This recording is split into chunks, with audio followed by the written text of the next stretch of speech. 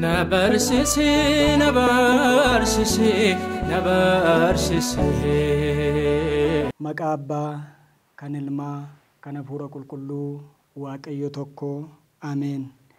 ስብሐት ለእግዚአብሔር በሰማያት አምላከ ቅዱሳን አበዊነ ያብጽሐነ እስከዛቲ ሰዓት ዋን ሁንዱማ ዱርሴ waaqayyo gooftaan gooftota waaqayyo mootiin mootota bakka jiraannu hundumaatti nageenya sarraa nagaa nuuf laatee umurii qabnu irratti umurii qalbii jijjiirrannaa nuuf dabalee yeroo kanaan kan nu ga'ee waaqa abboolii keenya maqaan isaa kan galatoomee fi olol kan jedhanuuf haa ta'u yeroo maqaan isaa waamamu maqaan ishee kan biraa namne haadha kabajaa haadha ulfinaa jechi samiirraa akka bu'uuf foonni kabaja dhabee ture kabaja argatee ulfina argatee akka ol ba'uuf sababa kan taate maqaan haadha waaqayyoo qulqulleettii dubaroo maaramii uumaadhaa gaditti uumama jiran hundumaan olitti kan kabajamee fi olol kan jedhanuuf haa ta'u kabajamtoota maatii waaqayyoo bakka hundumaa teessanii sagalee waaqayyoo kan barattan sagalee waaqayyoo kan dhageessan bakka jiraattanitti nageenyi waaqayyoo isiniif haa baay'atu jechaa jaalala waaqayyoo ta'ee jennaan yeroo amma qabnu kana keessatti mata duree godhannee kan walii wajjiniin barannu wangeela Maatiyos boqonnaa 1 lakkoofsa 20 gubbaa ijoo jiru ta'a Maariyaamiin fudhachuu hin sodaatin jecha jedhu waaqayyoo abbaa ogummaa burqaa beekumsaa kan ta'e sagalee kan dhageenyee qalbii jijjiirrannee firii gaarii akka ittiin naqannuuf dubbii sagalee isaa icciitii isaa kan fagaate nuuf dhiyeessee kan dhiyaate immoo nuuf hiikee laphee keenya nuuf banee dubbii kanaan nu barsiisuun nu gorsuun fedhaaf jaalala isaa nuuf haa ta'u Maariyaamiin fudhachuu hin sodaatin jecha kana kan dubbatee sooraa kakuu haaraa jedhamuudhaan kan beekamu fuula waaqayyoo dura dhaabatee ilmaan namootaatiif araara kan kadhatu sagalee gammachuu dhala namaatti kan himu kan dabarsu ergamaa waaqayyoo qulqulluu Gabreeliin yommuu ta'u kan inni itti dubbate ammoo nama qajeelaa nama tolaa nama sodaan waaqayyoo laphee isaa irratti moo'ee jiru nama akka ajaja waaqayyoof dubbii waaqayyootti deddeebi'u manni isaa jireenyi isaa adeemsi isaa hundumtuu waan qajeelaaf waan tolaa hordofee kan deemu maanguddoo Yoosefittidha. Egaa wangeela Maatiyos boqonnaa 1 lakkoofsa 20 gubbaa gaafa ilaallu Maariyaamiin fudhachuu hin sodaatin jechi jedhu dubbiin ergamaa waaqayyoo qulqulluu Gabreeliin Yoosefitti dubbate barreeffamee jiraachuu isaa argina. Ergamaan waaqayyoo dubbii kana maanguddoo Yoosefitti maaliif dubbate laata? Yoosefiin kan gorsu Yoosefiin kan jajjabeessu jecha kana maaliif Yoosefitti dubbate kan jedhu beekuudhaaf dursinee wantoota sadii hubachuun dirqama ta'a. Isaanis inni jalqabaa kana dura haati keenya qulqulleettiin dubaroo Maariyaam akka eeyyama waaqayyoof akka ejaja waaqayyootti gara bakka sadiitti fudhatamtee turte. Inni jalqabaa gara mana qulqullummaatti, inni lammaffaan gara mana Yoosefitti, inni sadaffaaf xumuraa immoo gara mana qulqulluu Yohaannisitti akka eeyyama waaqayyoof akka ejaja waaqayyootti fudhatamtee turte. Akkuma manni qulqullummaa keenya nu barsiisu haati keenya dubaroon Maariyaam abbaaf haadha isheetiif daa'ima wareega guddaadhaan argamte turte. Abbaaf haati ishee Haannaaf Iyyaaqem akkuma namoota warra kaanii gaa'ila walii wajjiniin dhaabbatanii gaa'ila dargaggummaa isaaniirraa eegalanii daa'ima ija isaaniitiin arguudhaaf daa'ima kan fedhan kan barbaadan turani.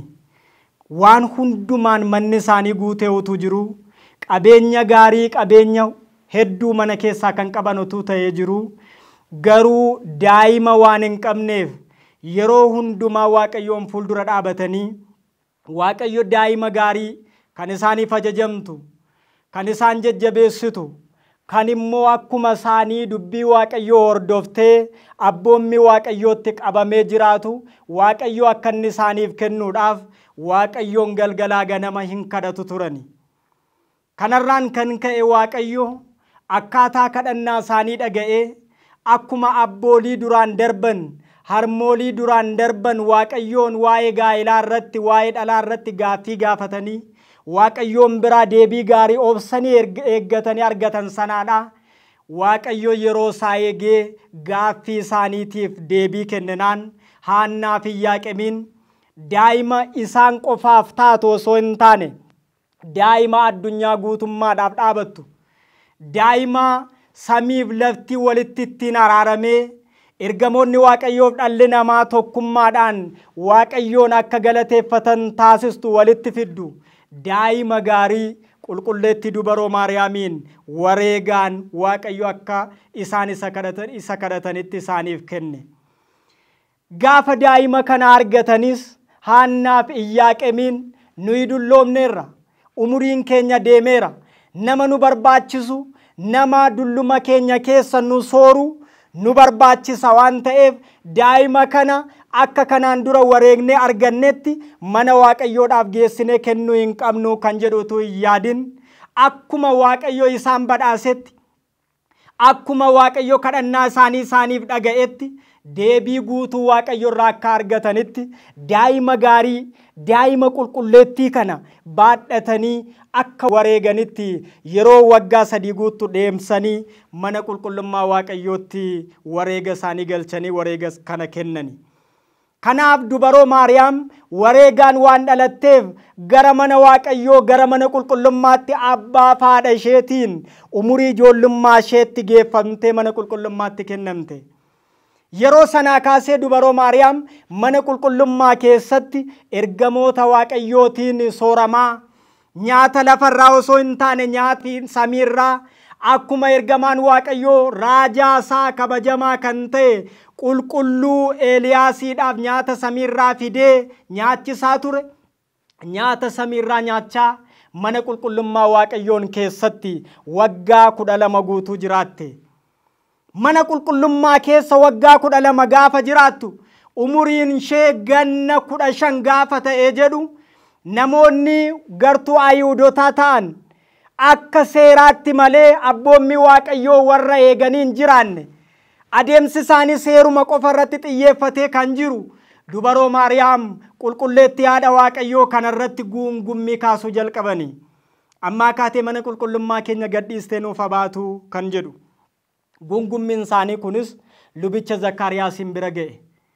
Gaafa luba Zakkaariyaasiin bira guungummiin kun ga'ee jedhu lubichi Zakkaariyaas gara abbaa fi haadha ishee dhaqee ilaa mucaa isin wareega kennitanii mana Waaqayyoo keessa keessan waggaa 12 guutuu mana Waaqayyoo keessatti eegamtee jiraachaa turte.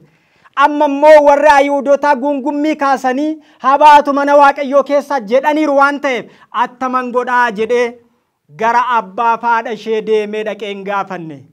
Kadhannaadhaan Waaqayyoon gaafachuu jalqabe.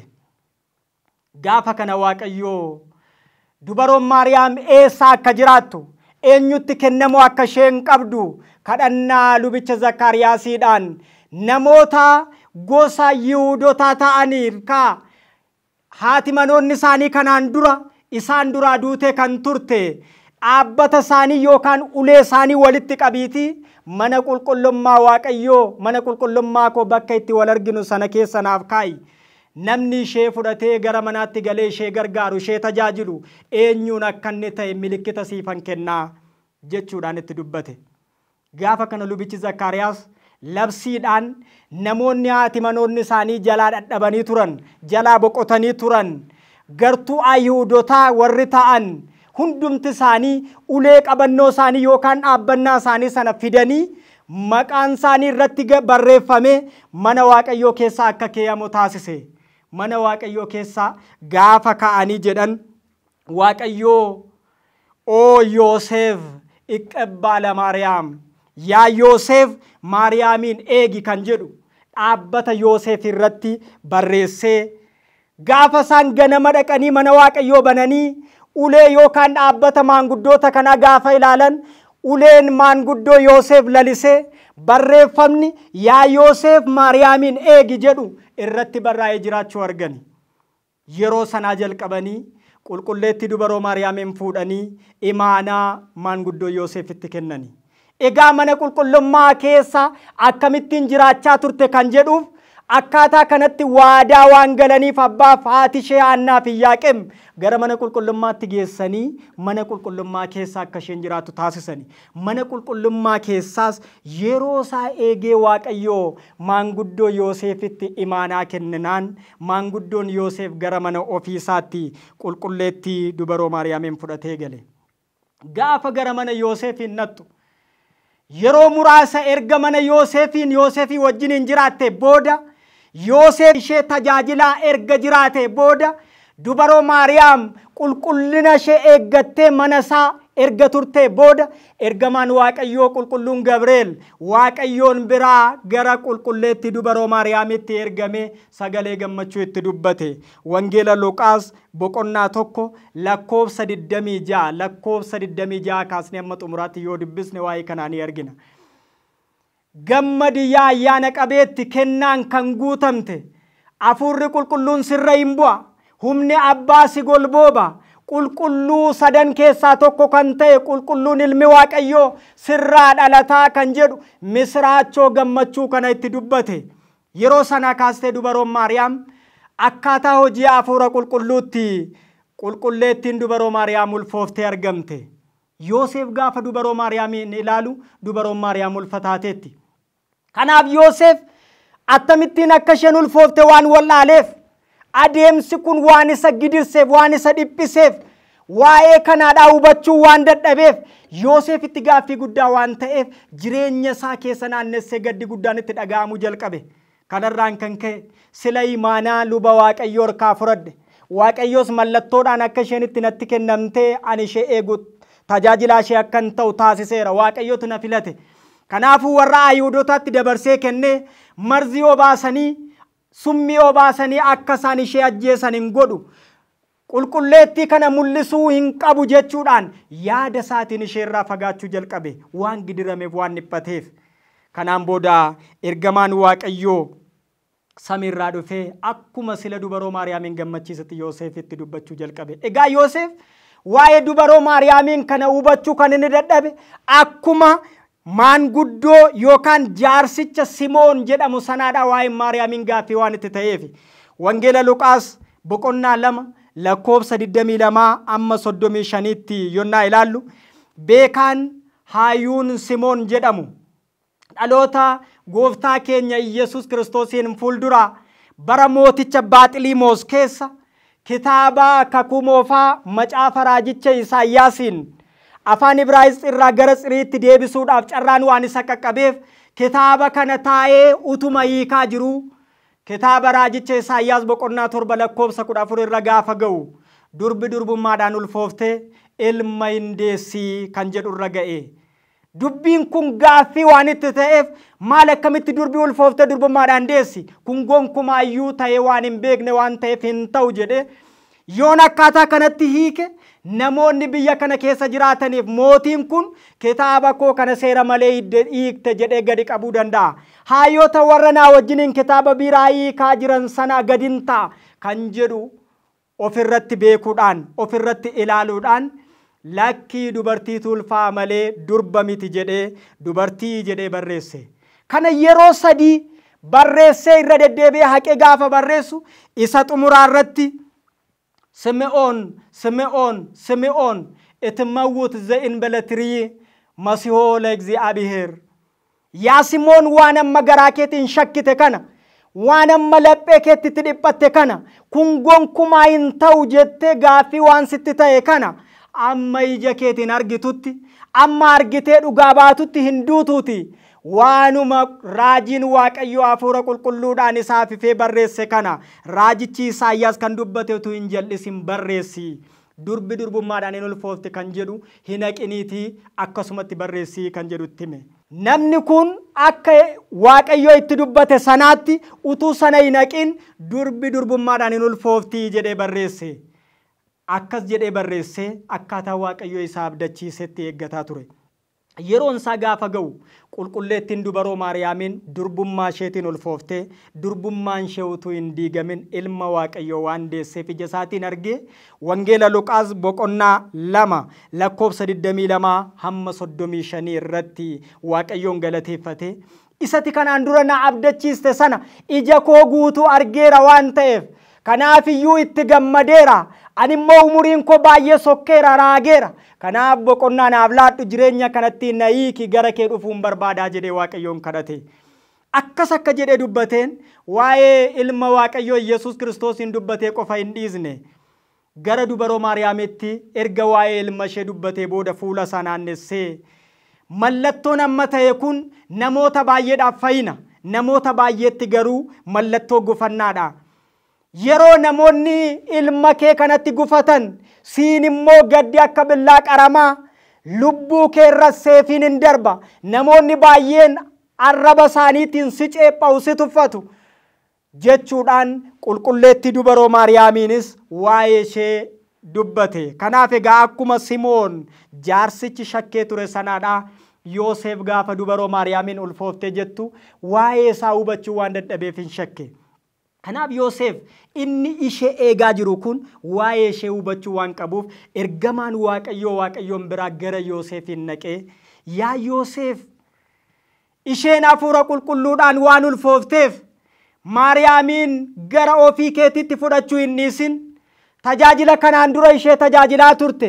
Isheedhaaf ajajamtee waan isheen rakkatte hundumaatti ishee gargaaraa kan turte sana duraa hin hir'isin.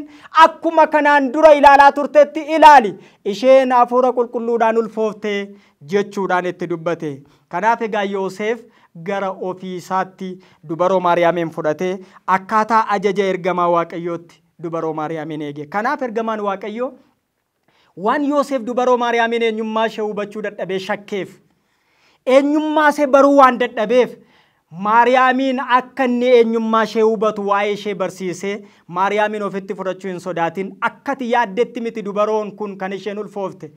Durbummaan ishee utuu hin diigamin hojii hafuura qulqulluudhaan ulfoofte waan ta'eef ishee ofitti fudhachuu hin sodaatin. Ishee ofitti fudhattuu hin leeyya'in jechuudhaan Yoosefitti dubbannaan Yoosef gara mana ofiisaatti dubaroo Maariyaamiin fudhate. Sadaffaa irratti egaa dubaroo Maariyaam gara mana Yoosefitti akkuma fudhatamteen dubaroo Maariyaam gooftaa keenya fayyisaa keenya qoricha keenya Yesuus Kiristoosiin deesse. Innis biyya lafaarra naanna'ee barsiise sagalee dhugaa sagalee gaarii sagalee jireenya namaaf laatu dhala namaa hundumaa erga barsiiseen booda fannoo isaa jala dhaabattee fannoo irratti immoo gooftaan keenya utuu jiru dubaroo Maariyaamiin Yohaannisitti imaanaa dabarsee gaafa inni kennatu argina. Jalqaba mana qulqullummaatti kennamtee lammaffaa irratti gara mana Yoosefiin naqxee isa xumuraa sadaffaa kana irratti immoo dubaroon Maariyaam gara mana Yohaannisitti kan isheen fudhatamte. Wangeela Yohaannis boqonnaa 19 lakkoofsa 27 kaasnee kan nuyi arginu. Qulqulluun Yohaannis gooftaa isaa harkaa haadha kabajaa haadha ulfinaa kana kan fudhate wantoota sadii ulaagaa sadii guutee waan argameef ulaagaa sadii gaafa jennu inni jalqabaa rakkina obsee fannoo jala turuurraan kan ka'edha. Kan inni harmee waaqayyoo qulqulleettii dubaroo Maariyaamiin ilma ishee gooftaa keenya fayyisaa keenya waaqa keenya Yesuus Kiristoos hirkaa imaanaa kan inni fudhate badhaasa kan inni fudhate gara mana isaatti gale rakkina obsee fannoo jala turuudhaani. Yeroo gooftaan keenya qabame sabni gabaa hedduun isa duukaa waan garaagaraatiif turanis ta'e barattoonni isaallee bakka inni oolanii bakka inni bulanii sagalee jireenyaa isarraa barataa kan turan isarraa dhagaa kan turan yeroo dhiphinaa yeroo gidiraa yeroo inni qabame sana gooftaa keenya dhiisanii baqatanii. Qulqulluun Yohaannisiidhaaf haati isaa qulqulleettiin dubaroon Maariyaam garuu hamma du'aatti illee gooftaa keenyarraa gargar hin baane. Baay'ina rukuttaarraan kan ka'e yeroo dhagni gooftaa keenya hundumtuu dhiiga roobse yeroo gogaansaa rukuttaarraan kan ka'e irraa luqqa'ee madaa ta'e gidiraan kun hundumtuu yeroo gooftaa keenyarra ga'u Yohannisiidhaaf dubaroo Maariyaamotuu isarraa gargar hin bayin gidiraa isarra ga'u kana ilaalaa gadda guddaa isaanitti dhaga'ameen imimmaan isaanii dhangalaasa hanga gara gaara Qaraaniyootti gooftaa keenya Yesuus Kiristoos hin duukaa deemanii namoonni hundumtuu fannisneerra jedhanii gara manaatti gaafa isaan deebi'anii jedhan fannoo jala dhaabatanii gidiraa gooftaa keenya irra ga'e kana gidiraa isaanii taasisanii imimmaan isaanii dhangalaasanii fannoo jala dhaabataniitu waa'ee gooftaa keenyaa hin boo'u turanii. Yeroon sun yeroo gidiraa yeroo dhiphinaa ture miti warra lafarra deddeebi'an warruma fannifaman keessaallee gooftaa keenyaaf wanta gaarii kan hin dubbanne turaniiru. Namichi gara bitaatti fannifame waa'ee gooftaa keenyaa waan gaarii hin dubbanne. Kaleessa dheengaddaan ilma Waaqayyooti jettee dubbachaa turteetta. Kanaafuu aangoo qabda waan ta'eef kadhadhuutii ofii keetis fannoorraa bu'i nuunis fannoorraa nu buusii jechuudhaan ceephoo garaa gooftaa keenya irratti dubbachaa turani. Yeroon sun yeroo baay'ee dhiphina baay'ee gidiraa ture. Kana keessa dhaabatee dubaroo Maariyaamii wajjiniin gooftaa keenyaaf amanamee gidiraa sana keessa waan dhaabateef qulqulluun Yohaannis imaanaa qulqulleetti dubaroo Maariyaamiin waaqa harkaa fudhatee gara mana isaatti gale. Lammaffaa irratti immoo qeerrummaadhaan waan jiruufidha. Qulqulluun Yohaannis harmee Waaqayyoo dubaroo Maariyaamiin kan inni fudhate. Duuka bu'ichi qulqulluun Yohaannis qeerrummaatiin nama jiraachaa turedha. Akkuma ergamoota Waaqayyoo lafa kanarra jireenya gaarii jireenya qajeeltoodhaan jireenyi fedhii foonii utuu isatti hin dhaga'amin qeerrummaadhaan Waaqayyoon hordofee Waaqayyoon duukaa nama jiraachaa turedha. Kanaaf icciitiin guddaan kan isaaf ife akkuma qulqulluun Yaared hayyuun sun dubbate icciitii guddaa dhoksaa guddaa of keessaa qabu hubatee baree jalqaba jechatu ture. Jechichis waan hundumaa dura ture. Jechichi immoo Waaqayyoon ture jedhee jalqabaa kaasee eenyummaa Waaqayyoo waaqummaa Waaqayyoo barreessuu kan inni jalqabeef sababa kanaafidha. Guddisee qeerrummaa isaatiin warroottan kaan caalaa waan tureef Waaqayyoo imaanaa qulqulluu Yohaannisitti haadha isaa kennate. Sadaffaa irratti gooftaa isaa biratti baay'ee waan jaallatamuufidha. Qulqulleetti dubaroo Maariyaamiin fudhatee gara mana isaatti imaanaa waaqa harkaa fudhatee kan inni gale. Kanaaf egaa dubaroo Maariyaamiin fudhachuudhaaf akkuma qulqulluun Gabreel maanguddicha Yoosefidhaan Maariyaamiin fudhachuu hin sodaatin jedhee dubbate namni dubaroo Maariyaam gara jireenya isaatti gara mana isaatti fudhatu nama jaalallee Waaqayyoo ta'uu qabullee kanarraa kaasneeti kan nuyi arginu. Kanaaf hordoftoota Waaqayyoo yoo taane duuka bu'oota Waaqayyoo yoo taane Waaqayyoon kan jaallannuuf akka abboommii isaatti kan jiraannu yoo taane akkuma qulqulluu Yohaannis akkuma maanguddoo Yoosef dubaroo Maariyaamiin furannee gara mana keenyaatti haadha keenya jennee kabaja guddaa isheedhaaf laannee ishee kabajnaa jechaadha. Kanaaf egaa Maariyaamiin fudhachuu hin sodaatin jedhee akkuma ergamaan Waaqayyoo maanguddoo Yoosefitti dubbatee jennaan maanguddoon Yoosef dubaroo Maariyaamiin fudhatee gara mana isaatti galee ishee tajaajilaa jiraate. Haadha Waaqayyoo haadha keenya jennee kabajnee jireenya keenyaan fudhannee ishee wajjiniin akka jiraannuuf Waaqayyo nu haa gargaaru. Waaqa nu barsiise Waaqa nu gorseef galanni guddaan isaaf haa ta'u. Wasbaat ለእግዚአብሔር.